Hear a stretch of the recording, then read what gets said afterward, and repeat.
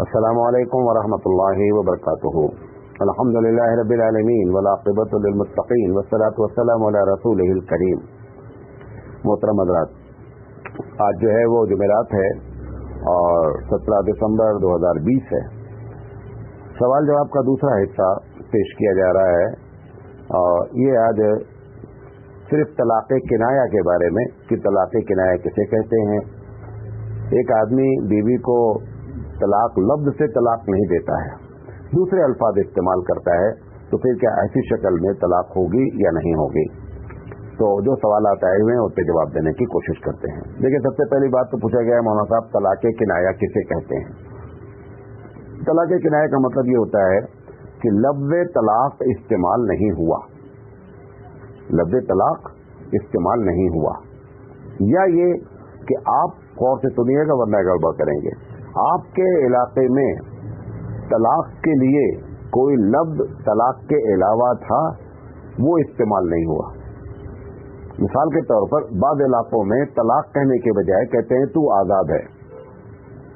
अगर वो उर्फ़े आम में तू आज़ाद है का मतलब तलाक है, तो इसका मतलब है कि वो तलाक है, वो तलाक़ किनाया नहीं है, क्योंकि वो गोया कि तलाक लफ्ज़ न होने के बावजूद भी सरीह ओपन लफ्ज़ है उस इलाके के लिए कि जहां पर कह दिया गया तो आज़ाद है। तो दो चीजें हैं, पहली बात कि लफ्ज़ तलाक इस्तेमाल नहीं हुआ है, दूसरी बात जिस इलाके में तलाक दिया गया है, जिस इलाके में वो लफ्ज़ इस्तेमाल किया गया है, वो सरीह लफ्ज़ तलाक के लिए इस्तेमाल नहीं होता है, तो तलाक़ किनाया कहलाएगा। अब तलाक़ किनाया अगर कहलाया, मिसाल के तौर पर किसी आदमी ने कहा तू अपने मैके चली जा, मुझसे मतलब नहीं है, उससे पूछा जाएगा कि आपका इससे मतलब क्या है, क्या कहना चाहते हैं। अगर बोलेगा कि मेरा मकसद तलाक देना है, तलाक मान लिया जाएगा।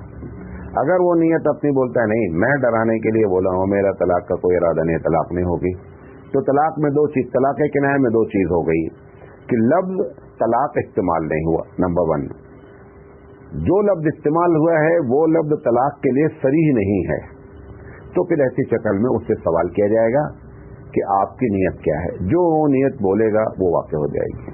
एक बात पूछा गया है कि तलाक़ किनाया के लिए क्या क्या लफ्ज़ बोले जा सकते हैं। देखिए, इसको तो बाउंड नहीं किया जा सकता क्या क्या लफ्ज़ हैं। मसलन तू मैके चली जा, तू आज़ाद है, तुझसे मुझसे मतलब नहीं है। तो कुछ सवालात उसी से रिलेटेड आए हैं, हो सकता है ये सवाल का जवाब अपने आप क्लियर हो जाए। पूछा गया है कि बीवी को गुस्से में कहा कि तुम आज़ाद हो, बात चल रही थी, लड़ाई हो रही थी, ऐसे दरमियान में उसने कहा कि तुम आज़ाद हो, तो एक तलाक वाक़ई हो गई, एक तलाक वाक़ई हो गई। ये तलाक़ रजई है, मतलब कि ये कहने के बाद वो चाहे तो अपनी बीवी को दोबारा निकाह में रख सकता है, निकाह करने की जरूरत नहीं है, यानी उसकी बीवी रहेगी वो उससे रुजू कर ले। रुजू करने का मतलब ये होता है कि बीवी के साथ फिजिकली जैसे किया जाता है उसके साथ हो जाए, ज़बान पे कह दे कि नहीं वो ठीक है, ये एक तलाक हुई लेकिन मैं तुमको अपनी बीवी मानता हूँ, तलाक रुजू हो जाएगी।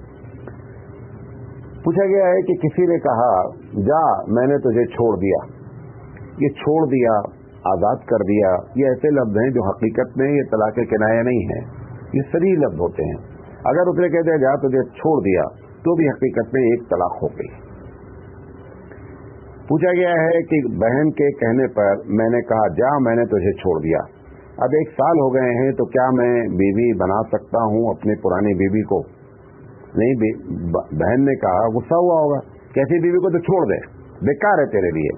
अब उसने क्या किया, ये जुमला इस्तेमाल कर दिया कि मैंने बहन के कहने पर कहा कि जा मैंने तुझे छोड़ दिया। तो छोड़ देना, आज़ाद कर देना, ये हकीकत में तलाक की अलामत है। ज़्यादा एक तलाक हो गई। अब एक तलाक होने के बाद 1 साल तक इसने रुजू नहीं किया, यानी 1 साल तक बीवी नहीं माना इसको, तो फिर ऐसी शक्ल में जब 3 हैज़ गुजर गया, 3 पाकी मान ले गुजर गई अगर, तो फिर ऐसी शक्ल में क्या हो गई कि अब अगर ये बीवी इसके साथ जाना चाहती है और ये शादी करना चाहता है तो दोबारा निकाह करना पड़ेगा। निकाह करने के बाद ही वो अब इसकी बीवी बन सकती है।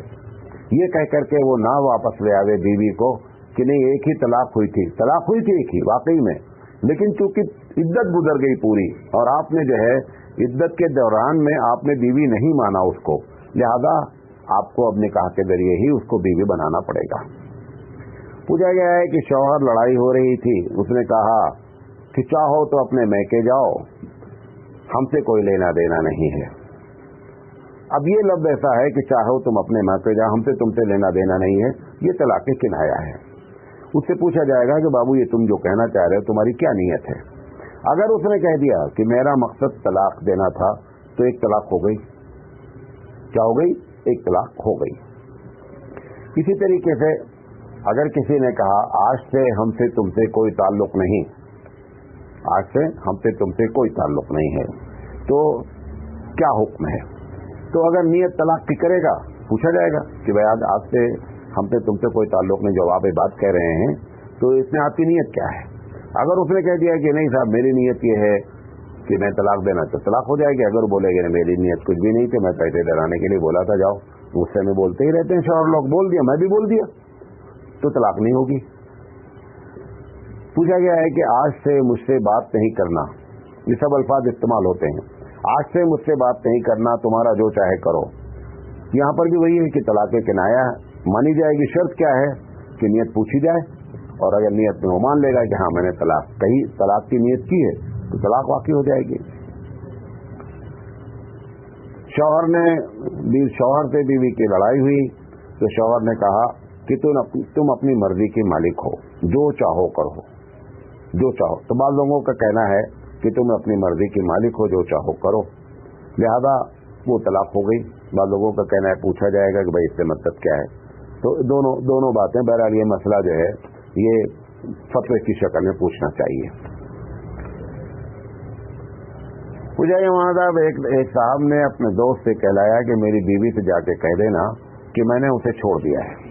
अब वो परदेश से आया, तो बीवी चाह रही है कि शौहर के साथ रहे, और ये भी रखना चाहता है, तो क्या करे। अब ये परदेश के बाद अगर वो 3 पीरियड गुजर गया है और